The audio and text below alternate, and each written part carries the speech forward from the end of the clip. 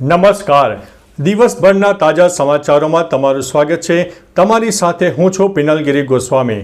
સમાચારો વિસ્તારથી જાણીએ એ પહેલા મહત્વના સમાચારો ઉપર એક નજર. મિત્રો, અત્યારના સૌથી મોટા અને અગત્યના સમાચારમાં વાત થશે ઠંડીની મોટી આગાહીની. ગુજરાતમાં ઠંડી અત્યારે યથાવત જોવા મળી રહી છે, ત્યારે બીજી તરફ અંબાલાલ પટેલે આગામી 10 દિવસમાં ગુજરાતમાં દક્ષિણ ગુજરાત અને સૌરાષ્ટ્રના કોઈ ભાગમાં વરસાદ થાય તેવી પણ શક્યતા વર્ણવી છે. બીજી તરફ વાવાઝોડું તો અત્યારે દક્ષિણ ભારતમાંથી ચાલ્યું ગયું છે, પરંતુ તેની અસરના ભાગરૂપે થઈને આગામી 10 ડિસેમ્બર સુધીમાં દક્ષિણ ભારતમાં પણ વરસાદ થઈ શકે છે. મિત્રો, અન્ય મહત્વના સમાચારની વાત કરીએ તો જૈન દેરાસરની મૂર્તિ અને દાગીના ચોર અમદાવાદમાંથી ઝડપાયા છે. રાજ્યભરમાં ચકચાર મચાવનારા બિરીમોલા જૈન દેરાસરમાંથી પૌરાણિક મૂર્તિઓ ચોરનારા 2 યુવકને અમદાવાદ ક્રાઇમ બ્રાન્ચના ઇન્સ્પેક્ટર ઇમરાન ધાસુરાની ટીમે ચંડોળા તળાવ નજીકથી ઝડપી લીધા છે. ચાલાક ચોરે પોલીસથી બચવા માટે ભગવાન શાંતિનાથની 5 કિલોની ચાંદીની પૌરાણિક મૂર્તિ ઓગાળી નાખી હતી. પોલીસે આ 5 કિલો ચાંદી અને અન્ય પંચધાતુની મૂર્તિ સહિત કુલ 7 લાખનો મુદ્દામાલ જપ્ત કર્યો છે. મિત્રો, અન્ય મહત્વના સમાચારની વાત કરીએ તો એકનાથ શિંદેને હોસ્પિટલમાં દાખલ કરવામાં આવ્યા છે. સૂત્રોના જણાવ્યા પ્રમાણે મહારાષ્ટ્રના કેરટેકર સીએમ એકનાથ શિંદેને ઠાણેની જુપિટર હોસ્પિટલમાં લઈ જવામાં આવ્યા છે. તેમની તબિયતમાં કોઈ સુધારો ના થતાં તેમને હોસ્પિટલ લઈ જવાયા હતા, જ્યાં તબીબોએ તેમના સ્વાસ્થ્યની સંપૂર્ણ તપાસ કરવાની સલાહ આપી છે. જોકે પક્ષ તરફથી આ અંગે કોઈ નિવેદન કે સત્તાવાર માહિતી નથી મળી. ઉલ્લેખનીય છે કે 2-3 દિવસથી તેમની તબિયત નાદુરસ્ત હતી.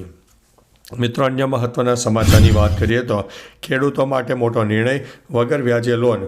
સુરત ડિસ્ટ્રિક્ટ સહકારી બેંક દ્વારા ખેડૂતોના હિતમાં મોટો નિર્ણય લેવામાં આવ્યો છે. બેંકે ખેડૂતો માટે આર્થિક સહાય જારી કરી છે, જેમાં ખેડૂતોને વગર વ્યાજે લોન મળશે. આ વર્ષે માવઠાના કારણે ખેડૂતોને મોટું નુકસાન થયું છે, જેથી ખેડૂતોને 1 એકર દીઠ 10,000 ચૂકવવાની જાહેરાત બેંકે કરી છે.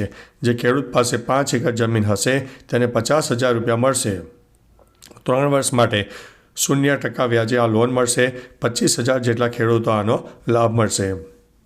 મિત્રો, અન્ય મહત્વના સમાચારની વાત કરીએ તો બીજેડ કેમ્પસમાં શિક્ષકોની બદલીને લઈને વિવાદ. સાબરકાંઠામાં બીજેડ ગ્રુપમાં સરકારી શિક્ષકોની સંડોવણી મુદ્દે કાર્યવાહી હાથ ધરવામાં આવી છે.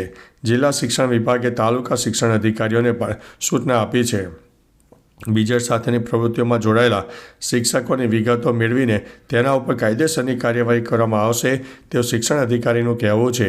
ફોટો અને વિડીયો સહિતના પુરાવા હાથ લાગશે તો કાર્યવાહી કરવામાં આવશે. મિત્રો, અન્ય મહત્વના સમાચારની વાત કરીએ તો પ્રચંડ ધડાકા સાથે બ્લાસ્ટ થતાં 4ના મોત. અંકલેશ્વર જીઆઈડીસીમાં ફરી એકવાર મોટી દુર્ઘટના બની છે.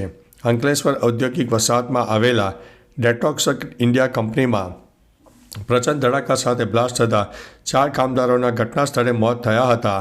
ભારે ચકચાર જોવા મળી છે. જોકે આ ઘટનામાં કયા કામદારોને ગંભીર ઇજાઓ પણ થઈ છે, જેથી તેઓ સારવાર માટે હોસ્પિટલ ખસેડવામાં આવ્યા છે. કયા કારણોસર બ્લાસ્ટ થયો તે દિશામાં તપાસ હાથ ધરવામાં આવી છે. મિત્રો, અન્ય મહત્વના સમાચારની વાત કરીએ તો સાવધાન, ફેલાઈ રહ્યો છે કોરોના કરતાં પણ ગંભીર વાયરસ. માર્બર્ગ વાયરસ આફ્રિકાના કેટલાક દેશોમાં ફેલાયો છે. આ વાયરસને કારણે 15 દર્દીઓના મોત થયા છે.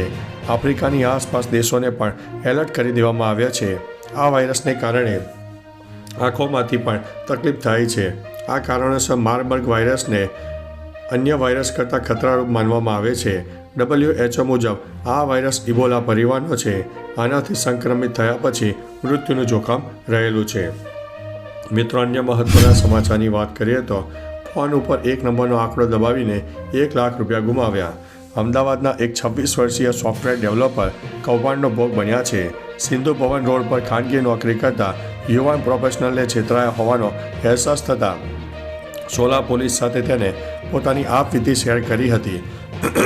આ બધું ત્યારે શરૂ થયું જ્યારે તેને એક ઓટોમેટેડ કોલ આવ્યો, જેમાં તેને ફોન ઉપર 1 નંબર દબાવીને 1 લાખ રૂપિયા ગુમાવ્યા છે. આ ફોન ઉપર તેને અનડિલિવર્ડ કુરિયર વિશે જાણ કરવામાં આવી હતી. મિત્રો, અન્ય મહત્વના સમાચારની વાત કરીએ તો વિઝાની લાલચે યુવાને 21.70 લાખ રૂપિયા ગુમાવ્યા છે.